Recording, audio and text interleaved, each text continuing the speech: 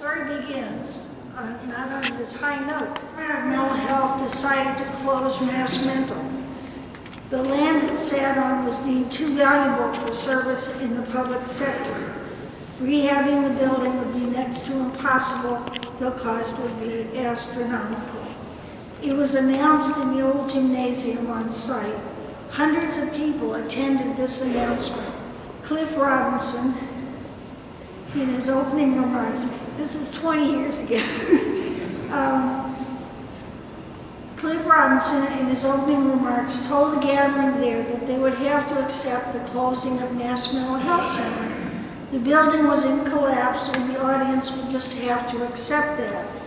Cliff had set up a microphone so attendees could ask questions or make comments, which he would then respond to. Client after client, staff members, including faculty and medical professionals, clamored to be heard. One and all spoke of the importance of Mass Mental's location and services. A group of clients he met for the first time the next day vowed to protest and change the policy being moved forward at the behest of then Governor William Weld.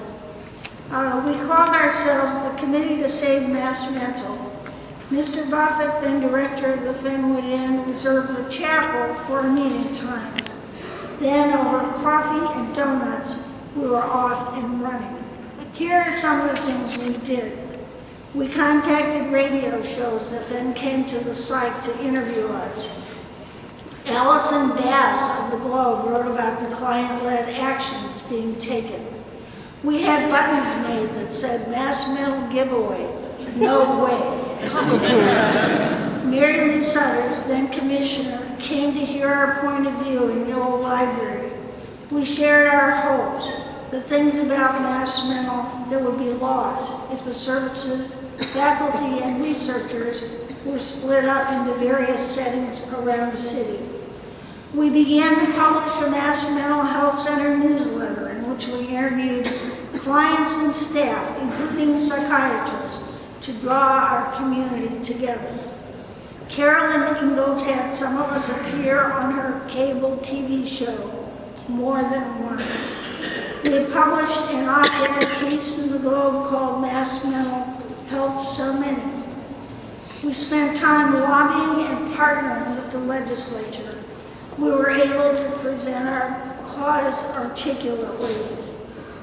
We made up information packets for the hearings.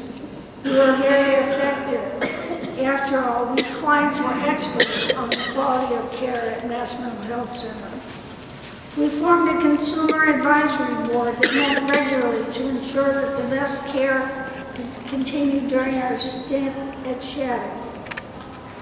Speaking for myself, when I got to Mass Mental, I was too ill to travel to different appointments for different services in the Boston area. When I was on the inn, it was discovered I had acute glaucoma.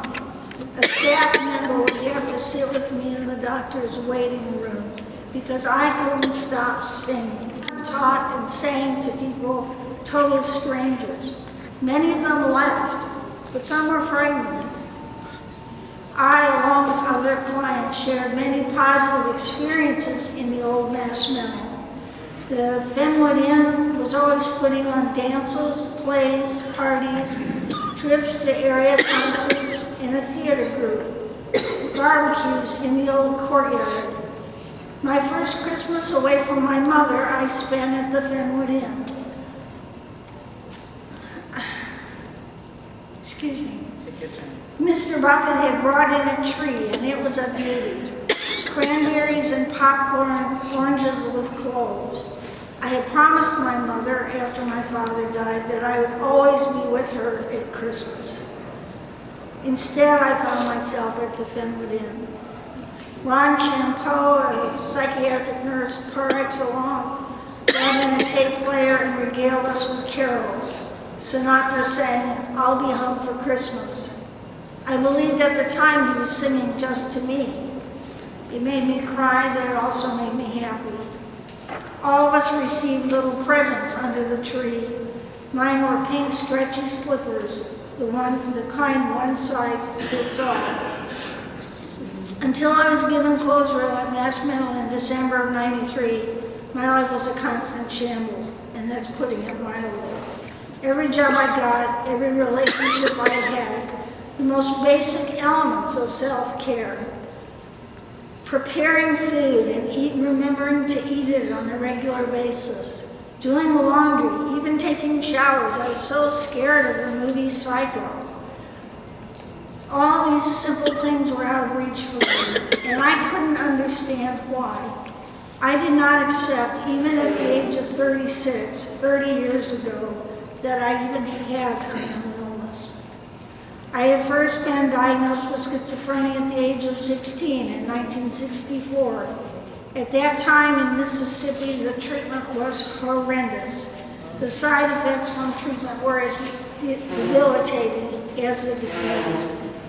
I was homeless and on the brink of disappearing into some back alley somewhere when Mass Mental took me in and gave me shelter in every way. It was at MMHC that I began the conversation that brought me back from the brink, that penetrated into my life, which I had tried to take twice in very serious attempts.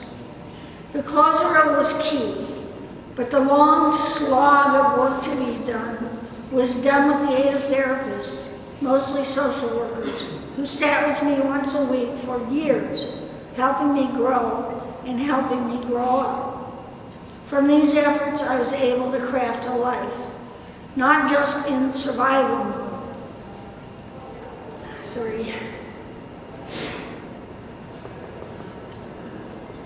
Okay, here we go. I'm sorry.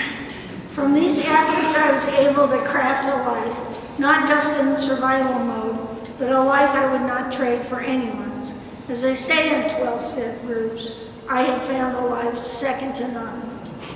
We on the Committee to Save Mass Mental had a definite goal. Our goal was to preserve the three key components of Mass Mental Health Center: research, top-notch training in public sector psychiatry, and most of all, dependent on the first two, world-class clinical care. What we were able to achieve is a state-of-the-art 6-story facility across the street from where the old building stood in the heart of the Longwood medical area.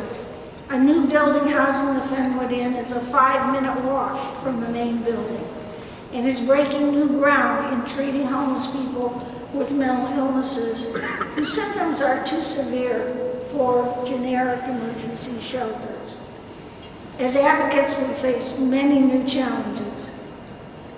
We can begin with changing the culture at Bridgewater, a prime example where work needs to be done.